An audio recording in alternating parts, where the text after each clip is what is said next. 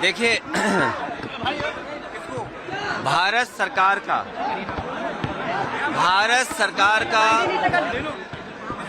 अब तक का सबसे बड़ा बजट पेश हुआ है। भारत सरकार का लगातार ये दावा रहा है कि आने वाले समय में दुनिया की 5वीं अर्थव्यवस्था से वो नंबर 3 की अर्थव्यवस्था पे पहुंच जाएंगे और नौकरी, रोजगार, किसान की आय और विकसित भारत का एक नक्शा उन्होंने तैयार किया है, विकसित भारत का एक रोड मैप तैयार किया है। लेकिन बजट आने के बाद जो मायूसी छाई, जो आंकड़े सामने नजर आए कि न इससे विकसित भारत बनने जा रहा है, न इससे कोई अर्थव्यवस्था जिस रफ्तार से बढ़ाना चाहते थे बढ़ने जा रही है, न किसान की आय दोगुनी हुई, नौकरी के नाम पर भी रोजगार नौकरी नहीं दे पा रही सरकार। जो लोग कहते थे मैन्युफैक्चरिंग में हम मेक इन इंडिया या और जो नारे दिए थे, जब वो सब असफल हो गए तो चोरी छिपे जानबूझ करके वो बिल लेकर के आए हैं। बिल इसलिए लाए हैं कि बजट की मायूसी है, बजट से कोई उपलब्धि नहीं है, इसलिए जानबूझ करके अपना पुराना जो उनका तरीका है, जो वक्त बिल ला करके लोगों के अंदर बहस छेड़ देना, यही उनका हमेशा काम करने का तरीका रहा है। मुख्यमंत्री जी कह रहे हैं कि आप जिस तरीके से कोविड वैक्सीन लगवाए उसी तरीके से आपने स्नान भी किया। देखिए, मुझे तो इस बात की खुशी है कि आने वाले समय में हम लोगों को कपड़े पहन करके स्नान करना होगा। भाई, ये चीज तो हमें सीखनी चाहिए। ये जो चीजें सीखने की हैं वो हमें अपने मुख्यमंत्री जी से सीखना चाहिए कि पूरे वस्त्र पहन के स्नान करना चाहिए। बनारस वालों आपसे बेहतर कौन नहीं जानता होगा स्नान कैसे किया जाता है। अगर स्नान करने का तरीका उनसे हम सीखेंगे। अखिलेश जी वक्फ पे चर्चा करने को आप तैयार है? क्योंकि मैं समझ नहीं पा रहा हूं कि आप क्या समझाना चाहते हो।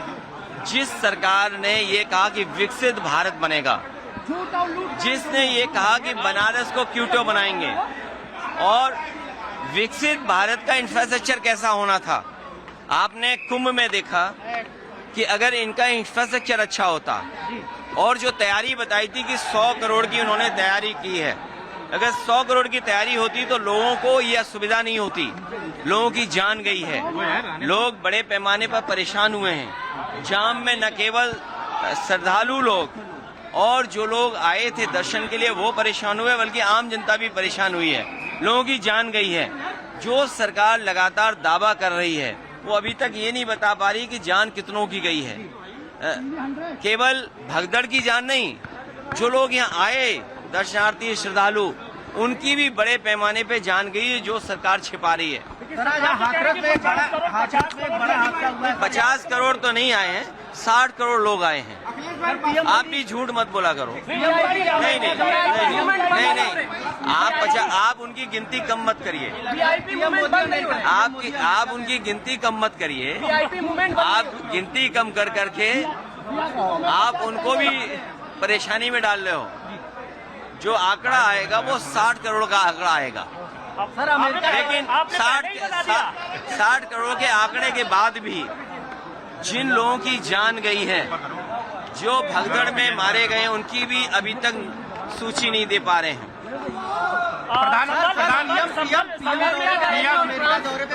महत्वपूर्ण मुद्दों पर चर्चा हुई है। ये तो अच्छी बात है, अमेरिका जाना चाहिए, रक्षा सुरक्षा और की बात हुई है। अमेरिका जाना चाहिए।